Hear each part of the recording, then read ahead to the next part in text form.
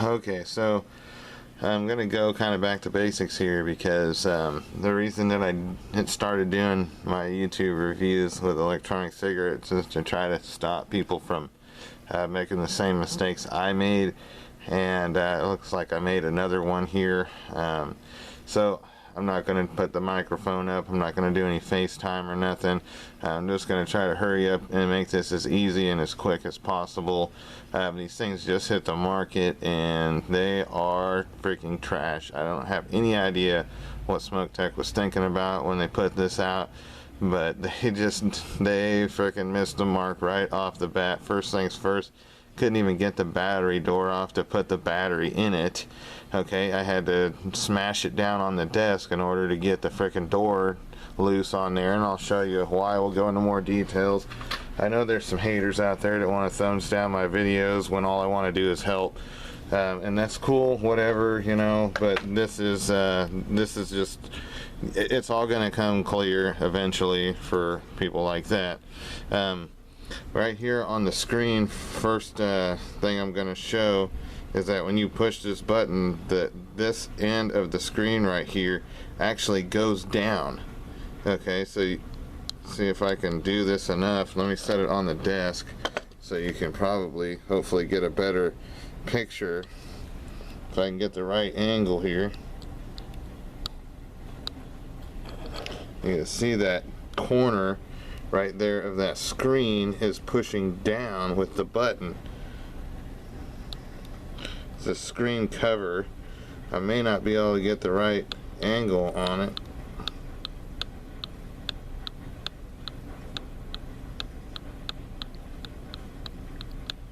Okay, so hopefully you guys seen that. I saw a little reflection there where you can actually hopefully see that reflection changing, and I'm going to do some really good video quality, so hopefully that comes in.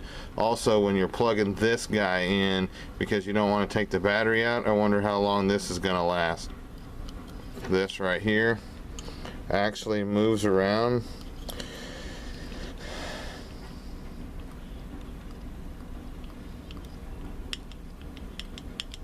And when you're plugging the cord in, it wants to push down.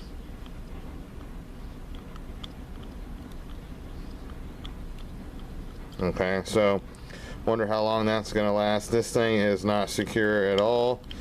We've seen that kind of stuff happening with the Smok Tech Ace, and that's one of the fixes that I knew. For somebody that drops their Ace, the circuit board moves down, then the button is hard to push, and sometimes the battery, if you're using a flat top especially, goes down and you can't make connection with the positive side of it. So there's that. Also here, I don't know what this is for.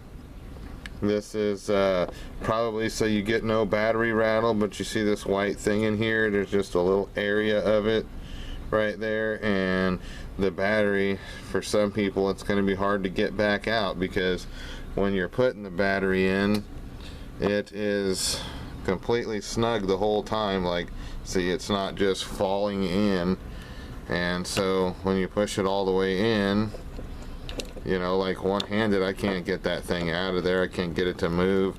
If I go like that, I can get it to come out. So that might be an annoyance to some people, don't know. It just, the way this thing is, it feels so wonky, like, and like out of frickin' place, and like not thought out in any way whatsoever. Like, there is loose stuff in there. This thing, I don't know, guys. For this, as you can see what it is, X Pro M50 goes up to 50 watts. I think Smok Tech needs to rethink this. Here is the bottom section where you have to put your battery, and as you can see on each corner there are 4 screws, and if you put this thing back together, I had all 4 screws off, and yeah, see, look. I have to press it hard to go in. Well, how the fuck are you supposed to get that out? Okay? Try to make it fall out like that. It's not. you know. So let me bang it on my leg. It's not coming out. There is no place to get that thing out. Okay, and so here's what you have to do. Now this is going to make this video take longer, and I'm sorry about that, but this is how you have to take this thing off. So alright, so what I'm going to do is I'm just going to thread all 4 of these screws down. Maybe I can do it with 2. I'm going to try that first, and I'm going to come back to you. I'm going to thread them down just a little bit, and I'll explain when I come back. Okay, so as you can see, the screws are protruding out the bottom. They're turned in about 4 turns. So what I'm going to do is bang it on the desk, and there's the bottom coming out now, finally. That's what it takes now. As you can see, the screws are flush because it smashed down to there. That's what you gotta do to get the battery cover off of the bottom of this thing. Okay, so there you go. You know, it's not like this thing is a dual 18650 or a triple 18650. If you are out and about with this, you are going to need a car charger, a freaking battery you can charge off of some other way with the cord. I don't know what to say, guys, but this thing is not user friendly in any way. I mean, so that's what it is, you know. I mean, just trying to let enough people know off the bat. This is first run, so maybe you may not want to buy first run. Maybe you might want to wait till they iron out some of the problems.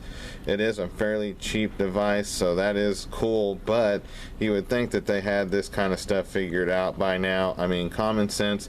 I couldn't even get this door off. I was trying with that screwdriver down there, and I was trying to pry it somehow, like in the actual connector there where the cord plugs into it was the only place. Didn't have a screw small enough to try to get into one of the vent holes and pry it out with a screw that way. But obviously this is a definite miss here, and hopefully they're going to hurry up and fix it, and it's not going to cause the product to get more expensive. So we'll see what happens, but as far as that goes, in my opinion, right now, stay the hell away from this thing. They've come out with 3 or 4 different types, and they just go down in wattage. The 50 watt was the higher wattage one, and that's why I got it. And it was a decent price, so I thought I'd try it out. And I want to share my findings with everybody, so hopefully you don't make the same mistake I did. Well, let's just wait and see if they fix any of this stuff, because word's going to get out, if it hasn't already, that this stuff is not up to par. So save yourself some time, aggravation, and some money, and wait around or find something else that's of better quality, because they've obviously missed the mark.